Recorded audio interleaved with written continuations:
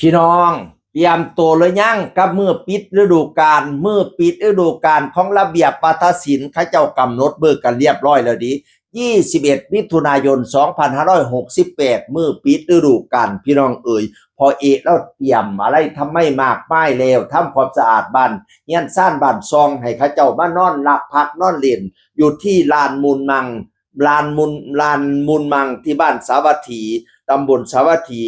อำเภอเมืองจังหวัดขอนแก่นพี่น้องบ้านพักระเบียบวัฒนศิลป์21มิถุนายนเจอกันพี่น้องเอ๋ยโอ้ยข้าเจ้าฮอดเบ้าถึงพวกอันใดสิขี่เครื่องบินว่าข้าเจ้าโพสต์ว่าจังซี่ล่ะแฟนคลับระเบียบที่มีแผนไปปิดวง21มิถุนายนที่ลานมุ่นมั่งจังหวัดขอนแก่นเวียดเจ็ตไทยแลนด์มีโค้ดส่วนลดบัตรโดยสารพร้อมของรางวัลไปแจกในงานมากมายติดตามรายละเอียดในเพจระเบียบวัฒนศิลป์เวียดเจ็ตไทยแลนด์นี่ไปผู้ใดสิขี่เครื่องบินไปพี่น้องเอ๋ยบัดนี้นี่ศิลปินก็สิไปร่วมหลายดิเพราะลูกหาว่าศิษย์แล้วหลายพี่น้องแตกออกไปเป็นวงนั้นไปเฮ็ดวงนั้นวงนี้ลูกศิษย์ก็สิมาทอนมาโฮมกันละเนาะมือปิดฤดูกาลเพราะว่าส่วนใหญ่ลูกศิษย์เพิ่นก็ทยอยปิดไปแล้วพี่น้องเอ๋ยและบางวงก็สิปิดเร็วๆนี้แล้วก็มาเขียนโพสต์ว่าพอเอกโพสต์ว่าเฮ้มือปิดวงระเบียบลูกชายลูกไผ่ทั้งใจเกินร้อยบ้างนกกะอาอายแม่นบูดตอบรับแล้วเบิ้นสิมาเดึกๆพะนะว่าปา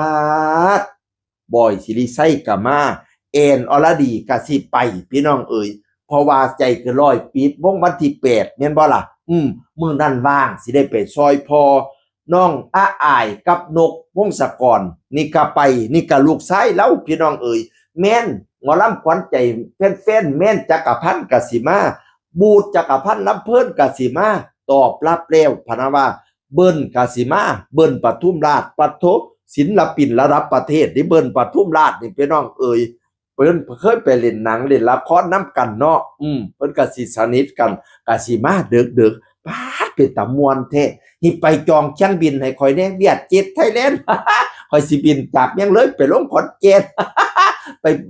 ล้านมุ่นมั่งบ้านสาวัตถีบ้านพักระเบียบวัฒนศิลป์พี่น้องมาเปลี่ยนมวนตะมวนคักแท้ศิลปินมาหลายคักแท้แต่โคบพี่น้องเอ๋ยเฝ้าจองด่วนเด้อเฝ้าจองด่วนเด้อโอ้ยโอ้ผู้ใดสิไปนี่บัดนี้นี่เห็นพ่อจ๋ากับเห็นเขาเจ้ามาโพสต์ดิอันพ่อจ๋าลูกจ๋าวันที่21มิถุนายนพ่อจ๋ากับลูกจ๋าจะไปรับเชิญปิดฤดูกาลระเบียบแม่บ้านฮักสิไปกำลังใจพ่อจ๋ากับวิลาบ่เนาะว่าสันวานั่นน่ะFC อาอายมาโพสต์พี่น้องเอ๋ยเป็นกำลังใจให้เด้อวันที่21พ่อกันล้านมุ่นมั่งบ้านสาวัตถีบ้านพักระเบียบวัฒนศิลป์เสียงคนเก่าเว้าสู่ฟังสวัสดีครับสวัสดีครับ